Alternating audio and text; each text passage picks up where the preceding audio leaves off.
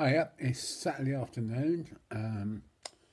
Just got back from a really long run. I was out for about 3.5 hours, and I think I just got it right because as soon as I got through the door, it started raining. So that's good. Um, I don't mind running in the rain, but obviously it's nice not to. Um, yeah, Celtic are 1-0 in front of Dundee at the moment. Millwall are about to take on Walsall at Walsall, and Spurs play Manchester City tomorrow. And that's a bit of a double-edged one, really, because I've got a really good friend who's a Man City supporter, and she said she won't talk to me anymore if Spurs win. So we'll see. Um, that could all be that could all be academic, Jana. Um, yeah, yeah. Today, what I'm going to talk about today, I thought, dear, I want to talk about those two things that you should never talk about: politics and religion. Um, Religion. Uh, yeah, I don't know. It's a funny one, isn't it? I was thinking about Christians today, and I'm, I don't know. You might have picked up on what I've been saying here that I'm anti-Christian, and I'm not at all. In fact, in a lot of things, I'm very simpatico and very, um, sort of on the same page as them. Until I get down to cases, really. I have no problem with loving thy neighbour. I have no trouble with turning the other cheek. Um, but some things I do find very, very difficult, and I struggle with. I struggle with all the intellectual somersaults that they go through to prove that Jesus was the Son of God. I mean, why do you have to prove that anyway? It's supposed to be a matter of faith. So why do you have to sort of like indulge in spurious logic to prove something that you believe in? Well, or maybe I'm just missing the point. And the other thing is immorality. In some ways it's great. It's a lovely morality. They're kind, they're smiley, lovely people. And then, but I hear Christians will turn around at me and say things like, "Oh, swearing is as bad as murder." What? First time I heard that, I just turned to the person and I said, "That's a load of fucking bollocks." And and they looked absolutely horrified. But you know, and it's this whole thing as well that if you're not Christian, they they either want to convert you or they just I mean, I was talking to a friend today, and she said that she had a Christian lady going into her room and being absolutely horrified because she'd got Buddhas and sort of like various like Hindu things in the room. And I don't know. I don't have a problem with believing in God. No problem with that at all. No problem with a higher power. I'm not sure what you call it, whether you call it God, Allah, Spirit of the Universe, whatever. Odin, even, if you want. And but in my view, if God is going to damn you because you don't go to his one particular brand of church, even though you live a good life and you're a good person and you do, do you know what? I'll take my chances in the other place, really, I think my old fellow was a communist, and he lived a good life, okay, you may not agree with it, but it was his moral compass, and I think in a lot of ways, in most ways, his morality was very good, and he wasn't a although he was of that generation, and he wasn't one of these, oh, well, I'm going to look in the morning star to see what I should think about this type. In fact, he always instilled in me that you should question absolutely everything, which I did. And it's got me into quite a few scrapes, and led to me and him having a few big barneys, but that I wouldn't have it any other way. And I've tried to sort of like instill it in my daughter as well. You don't take anything on Don't take anything as read. You know, question it, look at it, look behind it. You know, see why people are saying what they are saying. And you know, and I think it's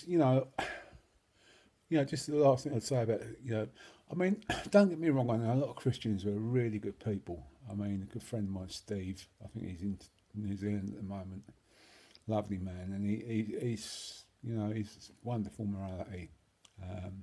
Franzi is another one. You know, really good, solid people. But there again, I know a lot of Muslims who are very good moral people. You know, and yeah, and that kind of leads me on to politics a bit, really. I mean, first off, I'd like to say, am I missing the point? Donald Trump goes on TV and boasts he doesn't pay taxes. Now that was what got Al Capone sentenced. You know, how can you have a man who's saying he doesn't pay taxes, who's a multi-billionaire? How can he be looking at being the next president of the most powerful nation in the world? It's beyond, well, one of my favourite phrases, it beggars belief. It really does. And yeah, I don't know, in this country, it's thankfully now the Labour Party have decided that Jeremy Corbyn is their leader. But I've struggled with this. I've really struggled with this. I like Jeremy Corbyn. I think he's a good man. He's got good ideas. But unfortunately, in politics, being a good person and having good ideas isn't enough. It really isn't. And it's certainly not if you're the leader of the Labour Party. Now, anyone who knows me will know my political views. I'm not a Blairite by any extent. In fact, I was invited to consider being a Labour councillor last year, and when I expressed my views, especially about things like the monarchy and Irish republicanism, I wasn't asked back. Probably just as well. I don't think I'm councillor material. But yeah, if you're in politics, you've got to be cunning. You've got to play the game. And I'm still not sure that he knows how to do that. He's been a backbencher like nearly all his adult life, I think, all his professional life, pretty much. And never really. I don't think he's ever been in. Has he ever been in the shadow cabinet? Certainly not been in the cabinet. I don't think he wouldn't have been in Tony Blair's cabinet. That's for sure. And I think if you look at the the shrewd political operators from the Labour Party, you're looking at people like Harold Wilson, who was an absolute maestro, and love him or hate him, he was absolutely amazing, and I think on balance, a lot of good things were done under his government, and I think we're in danger as well with Tony Blair. Although I'm not, like I say, I'm no Blairite, we're in danger of throwing the baby out with the bathwater as to the achievements of his government. I mean, the steps, the forward strides for as far as things like gay marriages,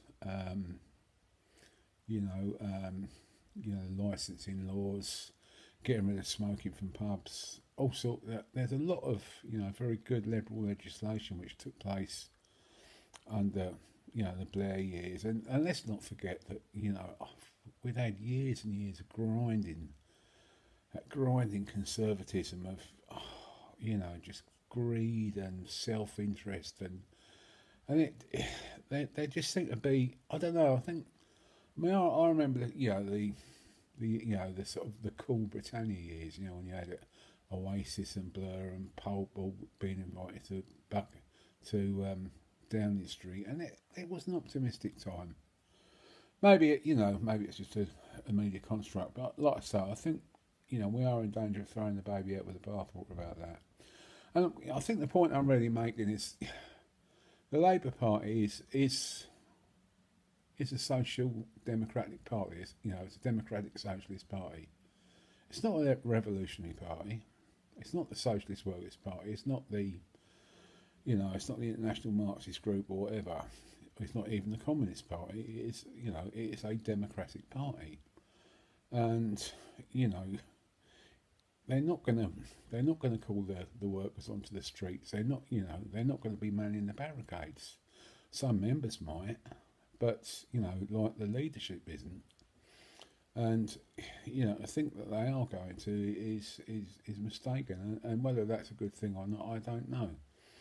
But yeah, I think I'll just finish on this is that clearly Jeremy Corbyn is a good man with good ideas and good morality, and he's very popular with members of the Labour Party. But whether he's going to be popular with the public at large, with the electorate at large, I don't know. I don't think he's cutting the ice with the Scots, and unless the Labour Party can sort of turn that round and regain the ground they lost to the SNP to after the independence referendum, they're not going to be able to form a majority government, and that's the bottom line. And with these boundary changes, that's even more certain. So, to quote Jeremy Clarkson on that bombshell, I think we'll leave it. Cheers.